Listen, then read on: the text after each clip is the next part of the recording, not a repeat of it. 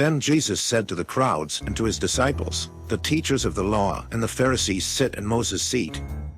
So you must be careful to do everything they tell you. But do not do what they do, for they do not practice what they preach. They tie up heavy, cumbersome loads and put them on other people's shoulders, but they themselves are not willing to lift a finger to move them. Everything they do is done for people to see. They make their phylacteries wide and the tassels on their garments long. They love the place of honor at banquets and the most important seats in the synagogues. They love to be greeted with respect in the marketplaces and to be called rabbi by others. But you are not to be called rabbi, for you have one teacher, and you are all brothers.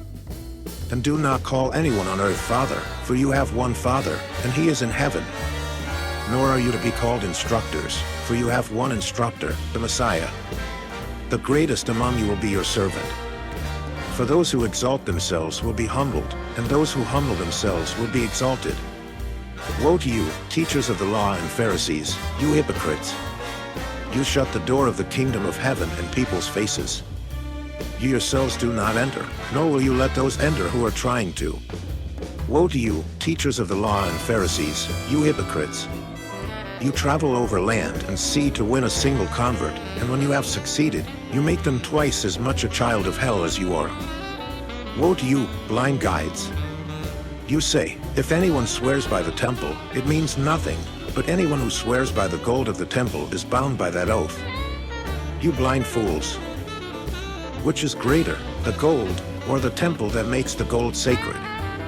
You also say, if anyone swears by the altar, it means nothing, but anyone who swears by the gift on the altar is bound by that oath. You blind men! Which is greater, the gift, or the altar that makes the gift sacred? Therefore, anyone who swears by the altar swears by it, and by everything on it. And anyone who swears by the temple swears by it, and by the one who dwells in it. And anyone who swears by heaven swears by God's throne, and by the one who sits on it. Woe to you, teachers of the law and Pharisees, you hypocrites! You give a tenth of your spices, mint, dill, and cumin. But you have neglected the more important matters of the law, justice, mercy, and faithfulness. You should have practiced the latter, without neglecting the former. You blind guides!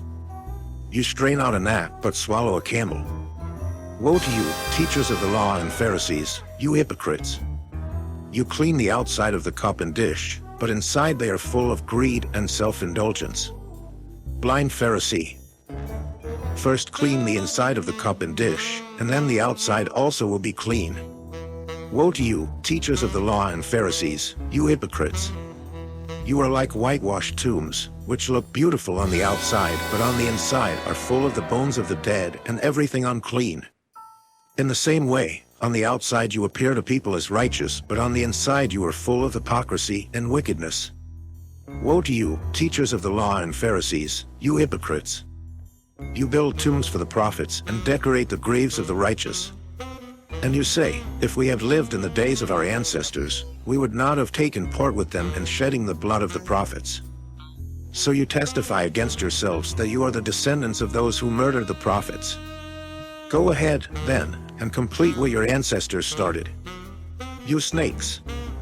You brood of vipers! How will you escape being condemned to hell? Therefore I am sending you prophets and sages and teachers. Some of them you will kill and crucify, others you will flog in your synagogues and pursue from town to town. And so upon you will come all the righteous blood that has been shed on earth, from the blood of righteous Abel to the blood of Zechariah son of Berechiah, whom you murdered between the temple and the altar. Truly I tell you, all this will come on this generation.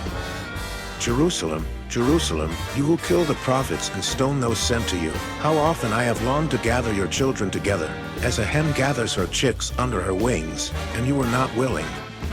Look, your house is left to you desolate. For I tell you, you will not see me again until you say, Blessed is he who comes in the name of the Lord. Come, follow me, and I will send you out to fish for people. May the blessings of Almighty Father, His Son, and the Holy Spirit be with you and your family throughout eternity.